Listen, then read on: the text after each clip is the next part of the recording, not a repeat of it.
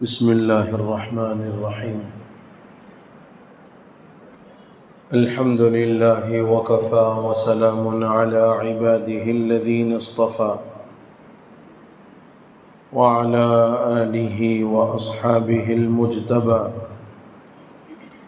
أما بعد فأعوذ بالله من الشيطان الرجيم. بسم الله الرحمن الرحيم. إنا أعطينا كوثر فصل لربك وانحر إن شانئك هو الأبتر. صدق الله مولانا العظيم.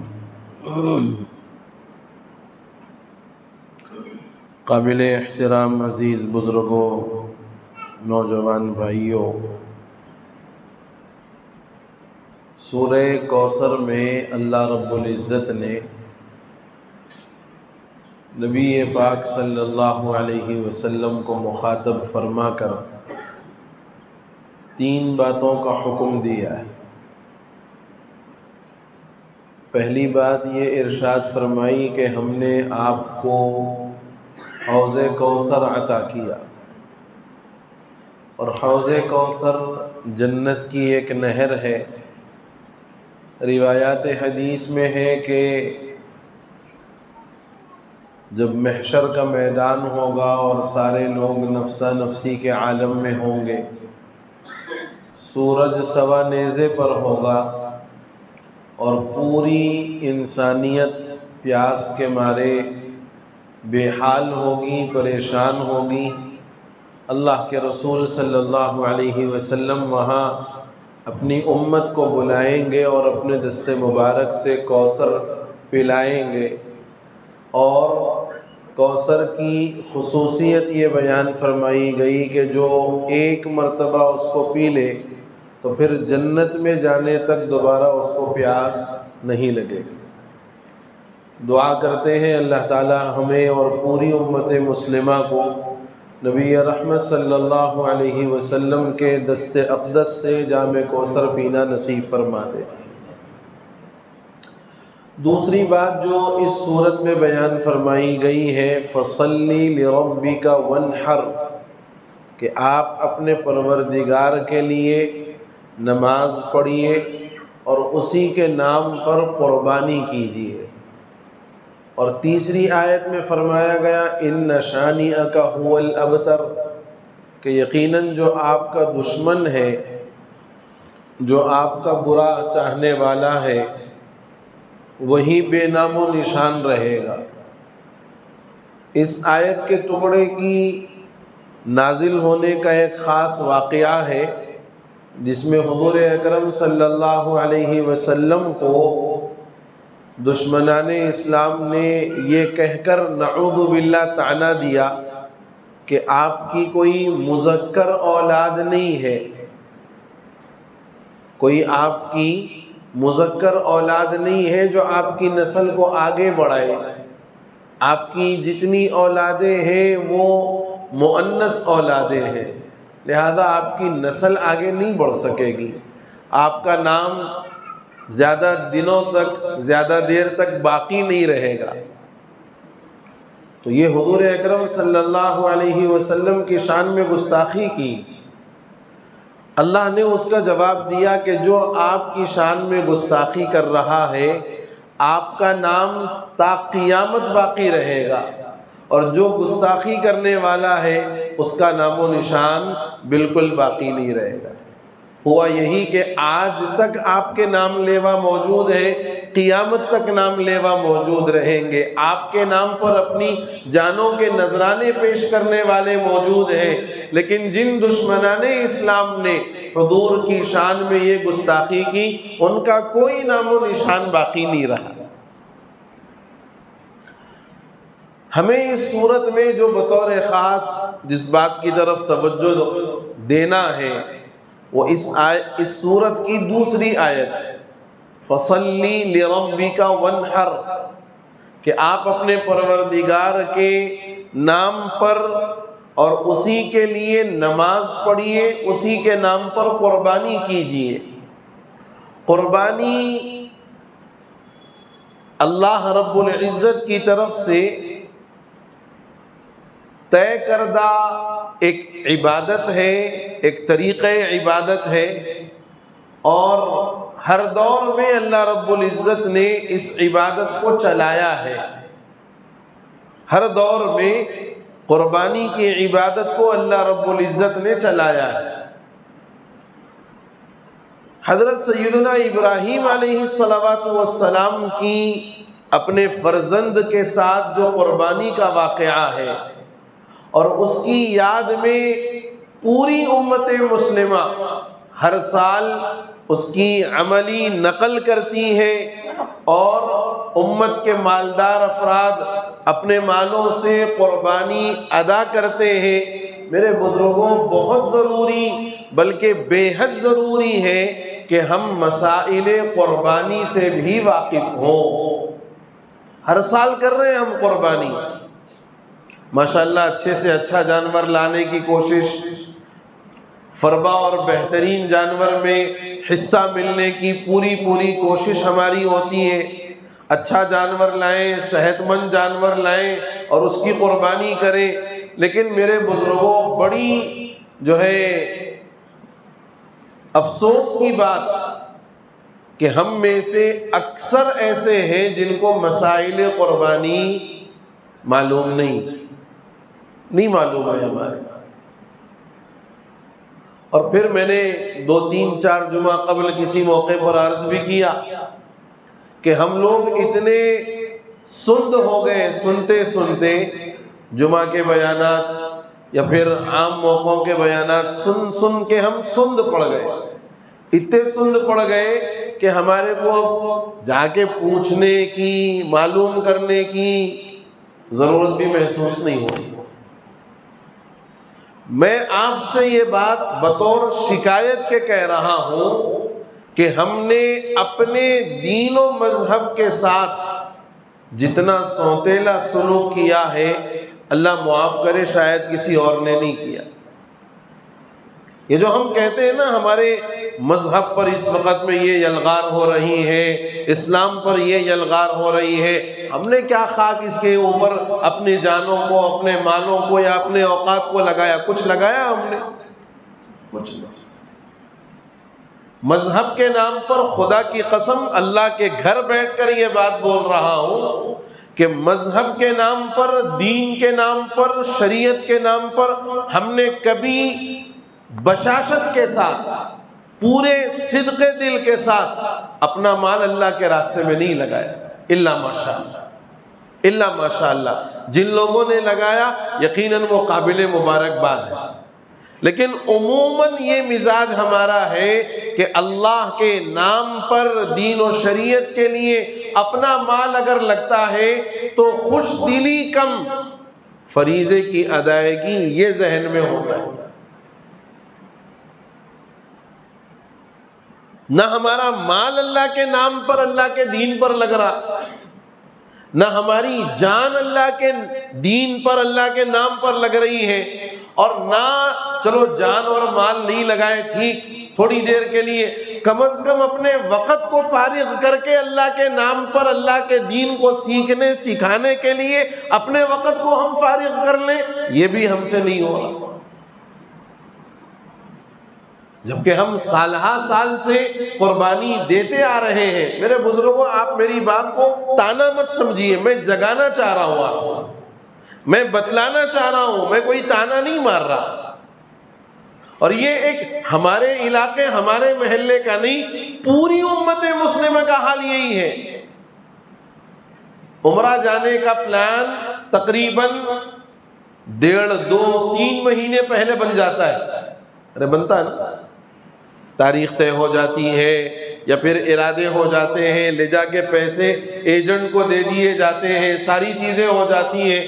اور عمرے کا طریقہ کیا ہے، عمرے میں کیا دعائیں کب پڑھنی چاہیے، صحیح بین الصفا والمروہ کا کیا طریقہ ہے، طواف کے ہر چکر کی کیا دعا ہے، اور طواف کے بعد دوگانہ طواف کہاں پڑھنا ہے، احرام کہاں سے پہننا ہے، یہ ساری جو ضروری مسائل ہیں، حلق کب کرانا ہے، یہ سارے ضروری مسائل کے لیے کل عمرے پہ جانا ہے، کل فلائٹ ہے، آج رات عشاء میں آ کے سوال کرتے مول صاحب کل عمرے کو جانا ہے جی، ذرا مسئلہ بتاؤ. میں غلط بول رہا ہوں آپ کو؟ میں آپ کو اس لیے بول رہا ہوں، ابھی رمضان سے قبل ایک صاحب جا رہے تھے کسی اور علاقے کے، یہاں کے نہیں، کسی اور علاقے کے، رمضان سے قبل، اور باضابطہ کل ان کی شام میں فلائٹ ہے. آج میرے کو عشاء کے بعد فون کر کے بول رہے ہیں مفتی صاحب ذرا عمرے کا طریقہ بتائیے. مطلب یہ ہے کہ ہم اپنے طور پر شاپنگ پوری ہو گئی، احرام آ گیا، چپل آ گئی، بیلٹ آ گیا، وہاں کے اعتبار سے موسم کے لحاظ سے کپڑے، بستر، یہ وہ ساری چیزوں کا انتظام ہو گیا، پورا 1 مہینے کی تیاری ہو گئی، دعوتیں ہو گئے، پھولا پہن لیے، ساری چیزیں ہو گئی. عمرے کا طریقہ اب جانا ہے جس عبادت کے واسطے کل جانا ہے، صاحب مفتی صاحب ایک طریقہ ذرا بتانا تھا عمرے کا میرے کو. بولا میاں آپ کو عقل ہے نہیں معلوم، آپ جا رہے ہیں تو کم سے کم سامنے آؤ، سامنے آ کے بیٹھ کے پوچھیں تو آپ کو سمجھ میں آ سکتا. فون پہ بول دیا تو سمجھ میں آ جاتا، وہ بھی کل جانا ہے آپ کو، آج رات میں فون کر رہے ہیں آپ. یہ میں ایک مثال دے رہا ہوں کہ ہم اپنے دین و شریعت سے متعلق، مذہب کے احکام سے متعلق اتنے بے فکرے ہیں، اتنے پرسکون ہیں. اچھا ہمارے کو معلوم ہوگا مول صاحبوں کو فون کرے تو کیسا بھی بولتے، بھائی بولنا ہماری ذمہ داری ہے، یقیناً بولیں گے، لیکن سیکھنے والے کے لیے کم از کم اتنی فکر تو ہونی چاہیے کہ میں پورا طریقہ مکمل اچھے طریقے سے یاد کر لوں، سیکھ لوں، تاکہ کل جو میں اتنا پیسہ لگا کر اس بڑی عبادت کے لیے میں جا رہا ہوں اس میں کوئی کمی کوتاہی نہ ہو جائے. یہ فکر ہونی چاہیے، یہ سوچ ہونی چاہیے. مگر نہیں، وہ کیا ہوتا، قبول ہوتا نہیں ہوتا وہ تو بہرحال اللہ کو معلوم ہے، لیکن اعمال کے اعتبار سے بھی جانے سے تھوڑا پہلے فون کر لیے، بول دیتے مفتی صاحب ختم.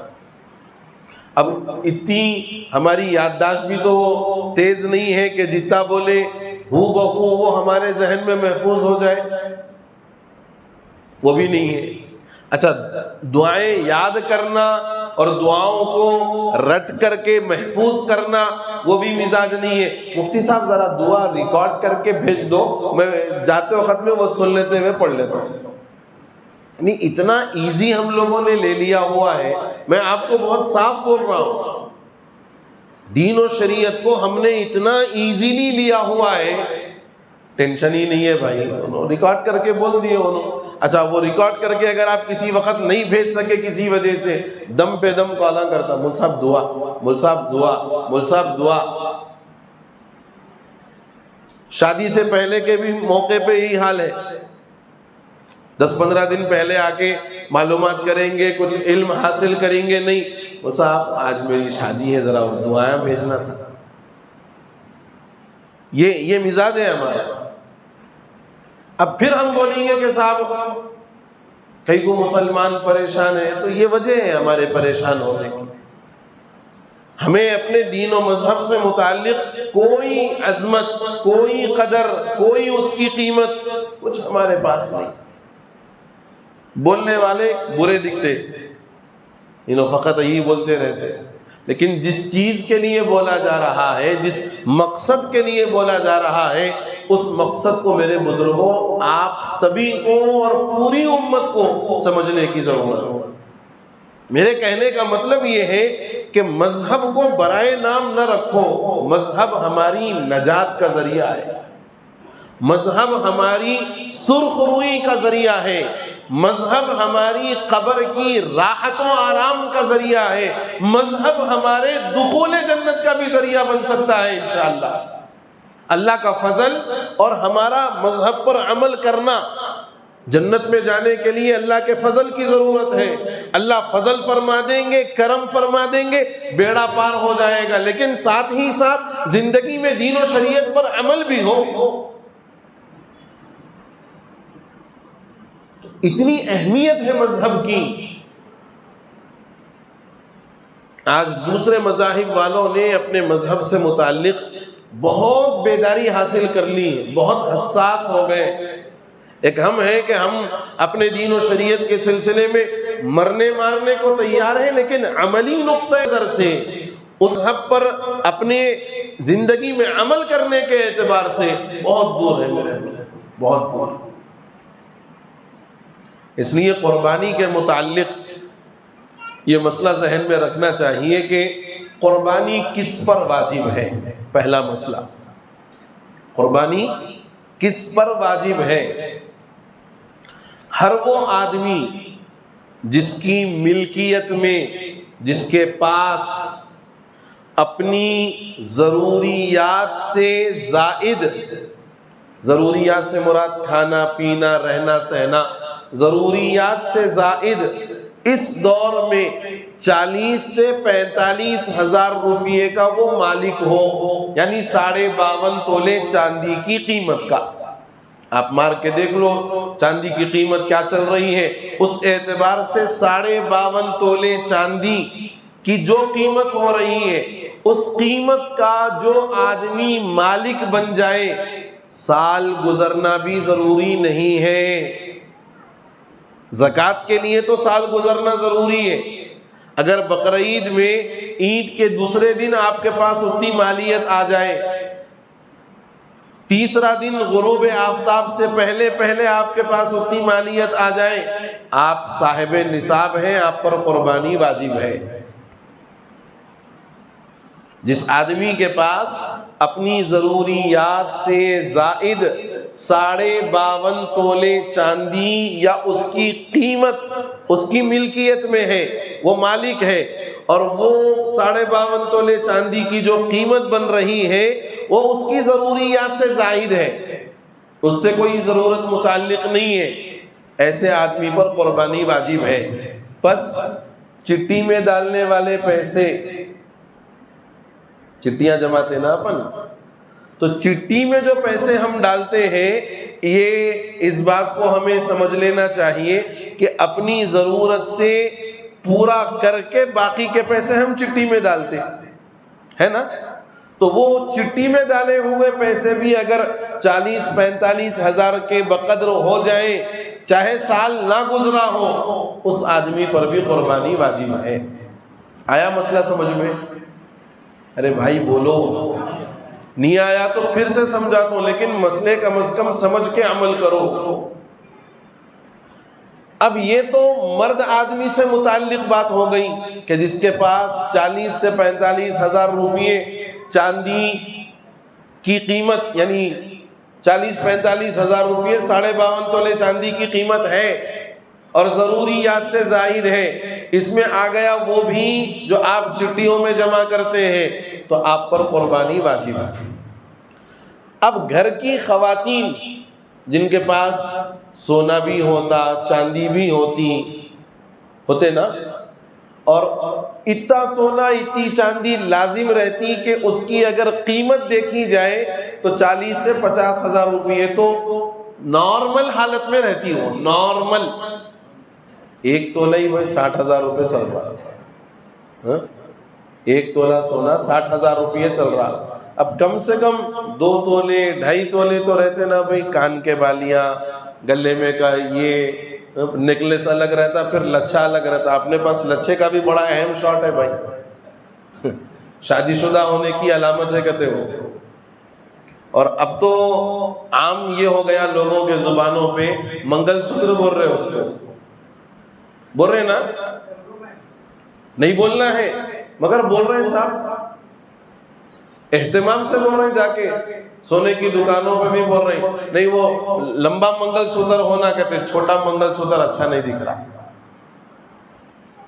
حالانکہ اس کا کوئی تعلق نہیں ہے شادی شدہ ہونے یا بے شادی شدہ ہونے سے، اس کا کوئی تعلق نہیں ہے۔ خیر، تو عورتوں کے پاس تھوڑا سونا تھوڑا چاندی اتنا لازم رہتا کہ اس کی قیمت بھی 40-45 کے اوپر ہی رہتی، تو عورتوں پر بھی قربانی واجب ہے، عورتوں پر بھی قربانی واجب ہے۔ اب اگر میاں یہ بولے کہ بیگم میرے حالات اتنے وہ نہیں ہے کہ میں ڈبل قربانی دوں. تو بیگم کی یہ ذمہ داری ہے کہ اپنا سونا یا چاندی میں کا کچھ حصہ لے جا کے بیچ دینا، اور بیچ کے جو اس کی قیمت آ رہی اس سے اپنی قربانی ادا کرنا. اگر شوہر ادا نہیں کرے تو آپ یہ نہیں بولنا سب کچھ تو انوش کرنے دھرنے والے ہیں. ساڑیاں نہیں دلا تو بولتے انہوں، ڈریساں نہیں دلا تو بولتے، مگر لے لیتے نہیں لے لیتے اپن. پھر سب کچھ کرنے دھرنے والے انہوں. اپنی بات آئے تو اپن ذمہ دار، بھائی تو انہوں ذمہ دار. میری بہنوں یہ بھی غلط ہے، میرے بھائیوں یہ بھی غلط ہے. اس لیے مرد پر اگر وہ 40-45 ہزار روپے کا مالک ہے قربانی واجب. عورتوں کے پاس جو سونا ہے، یہ ہمارے پاس ایک ذہن بنا ہوا 7.5 تولے سونے رہے تو ہی ہے، 52.5 تولے چاندی رہے تو ہی ہے. نہیں، یہ دونوں 7.5 تولے 52.5 تولے کسی کے پاس اتنا ایک ساتھ نہیں رہتا. بہت کم لوگ ہیں جن کے پاس اتنا ہوگا، لیکن تھوڑا سونا اور تھوڑی چاندی ہے اور مل کر کے 52.5 تولے چاندی کی قیمت کو پہنچ جا رہا. عورت بھی صاحب نصاب ہے صاحب، اس جانب سے بھی قربانی کرنا. اب اگر آپ یہ بولے ہاتھ ٹائٹ ہے میرا، میں دونوں کی نہیں کر سکتا، تو بیگم کو عید کے موقع پہ کپڑے نہیں دلانا، بولنا کپڑے پہننا واجب نہیں ہے، قربانی کرنا. بولو جی، قربانی کرنا واجب ہے. اس لیے کپڑے نہیں دلائے تو بولنا آپ ٹینشن نہ لو، میں آپ کو کپڑے نہیں دلایا تو گناہ نہیں کرا، لیکن قربانی نہیں دیا تو میں گنہگار ہو جاتا ہوں. لہذا اس سال کپڑوں کو تھوڑا سا ایکسکیوز کر دو اور قربانی کے اوپر فوکس کر دو.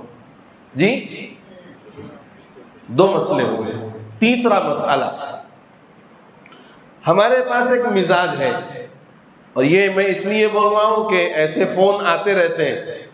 تو مول صاحب وہ گئے سو سال ہم لوگ جو ہے والد صاحب مرحوم کی طرف سے قربانی دیے، اور اس سے پہلے والے سال والدہ کے نام سے دیے، اب یہ سال کس کے نام سے دینا؟ یہ بھی سوال کرتے. میرے بزرگوں، میرے پیاروں، یہاں ایک مسئلہ سمجھو. قربانی ہر صاحب نصاب پر، قربانی ہر صاحب نصاب پر ہر سال واجب ہے. ہر صاحب نصاب پر قربانی ہر سال واجب ہے. لہذا سب سے پہلے قربانی ان لوگوں کے جانب سے ادا کی جائے جو زندہ ہیں، صاحب نصاب ہیں. جو زندہ ہیں، صاحب نصاب ہے. مثال کے طور پر ایک فیملی ہے. اب فیملی میں اگر شوہر صاحب کے پاس ایک 50,000 روپے الگ سے سائیڈ میں رکھے ہوئے ہیں، کبھی کچھ ٹائم وائم پڑا تو کام آتے، ایسا سوچ کے رکھتے بہت سارے لوگ، اور رہتے لوگوں کے پاس. بھئی یہ دور چونکہ نفسا نفسی کا دور ہو گیا نا، ہم سن رہے ہیں وہ قیامت میں نفسا نفسی کا ہوگا دور، دنیا میں ہی نفسا نفسی ہو گئی صاحب. حالات اگر آ گئے کسی کے اوپر، کوئی پریشان ہو گیا تو ٹھہر کے بڑے بڑے باتیں کرنے والے خوب مل جائیں گے آپ کو، اور آپ بولے صاحب ایک 10 روپے کی مدد کر دو. آپ نہیں ہے بھائی، ہاتھ ٹائٹ ہے میرا، یہ رہتا مسئلہ اپنا.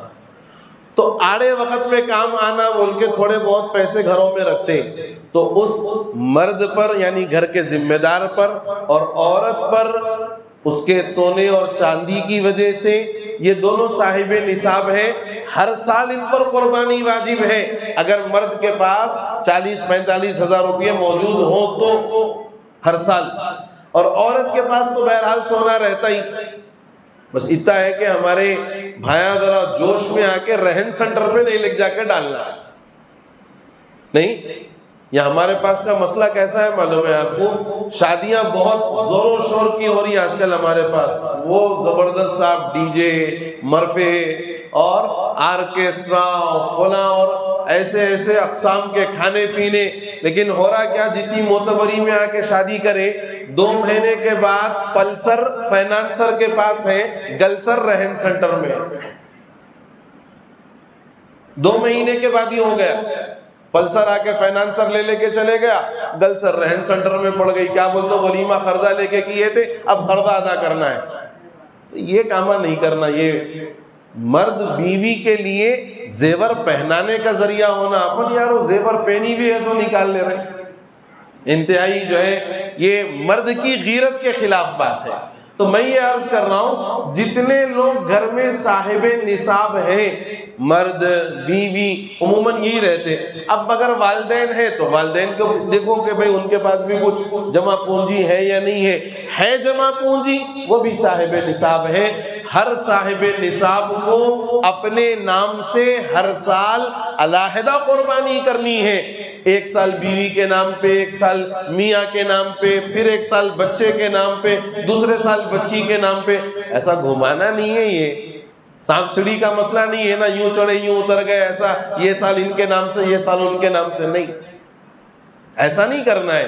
جتنے لوگ صاحب نصاب ہیں، ہر صاحب نصاب کو ہر سال اپنے نام سے قربانی واجب ہے، وہ ادا کرنا ہے۔